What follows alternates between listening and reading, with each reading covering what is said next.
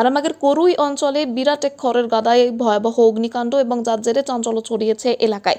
জানা যাচ্ছে ওই এলাকায় দিয়ে 11,000-এর ইলেকট্রিকের তার গেছে।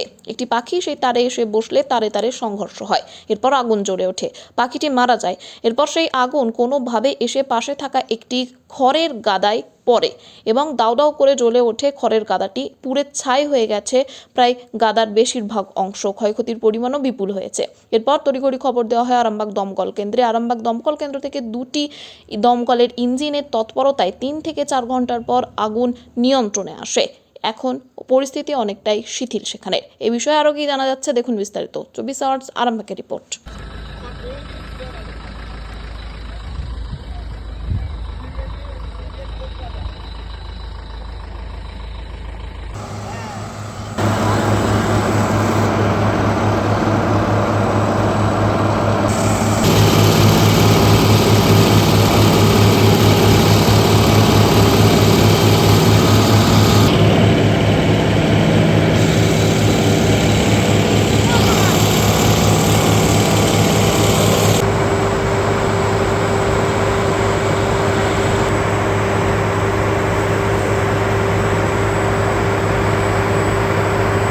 প্রায় পাশে দুটো বাড়ি আছে, দুটো বাড়িতে আগুন লাগার সম্ভাবনা ছিল। আমাদের লোকেরা মোটামুটি নিয়ন্ত্রণ করে দিয়েছিল। তখন বাড়িতে লোকজন ছিল তো? হ্যাঁ, বাড়ির লোকজন ছিল। কিভাবে দেখতে পেলেন আপনারা? দেখতে আমরা তো বাড়ি থাকি, মারতে বিকট আওয়াজ হলো আর কি। বিকট আওয়াজ হওয়ার পাখিটা মারা পড়ে যাওয়ার পরে আগুনটা লেগে গেছে। মানে ঝলসানিতে আগুন লেগেছে। আগুন লেগেছে। এখন কি মোটামুটি আগুন নিয়ন্ত্রণে আনতে পেরেছে ফায়ার ব্রিগেড? মোটামুটি নিয়ন্ত্রণে আনতে পেরেছে। কি নাম আপনার? আমার নাম শেখ আতিকুর জামান। সব খড় কি নষ্ট হয়ে গেছে? হ্যাঁ, সব খড়। আমাদের মোটামুটি 30 বিঘা জমি খড় ছিল। আর আমাদের অনেক গরু আছে, গরুগুলো খেতে হবে না আর কি। তাহলে এখন কি করবেন? আমরা বলতে এবার দেখবো যে খড় কোথায় কিনতে পাওয়া যায়, কি পাওয়া যায়। কি নাম আপনার? আমার নাম শেখ আতিকুর জামান। আপনার এই তো ওই যে আমার তারটা রয়েছে না, আপনার ওই তারের থেকে ওই যে পাখিটা, এই পাখিটা থেকে লেগেছে। এই পাখিটা যখনই তারে তারে ঠেকেছে। এটা কি কত হাজারের লাইন এটা?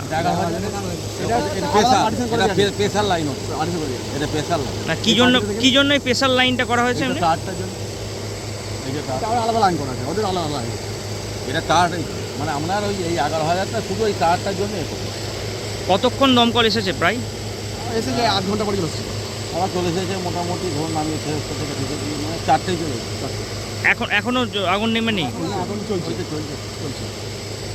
ক্ষয়ক্ষতি কি হয়েছে আপনার? ওটা আমরা 35-40 বিঘা জমি খড়।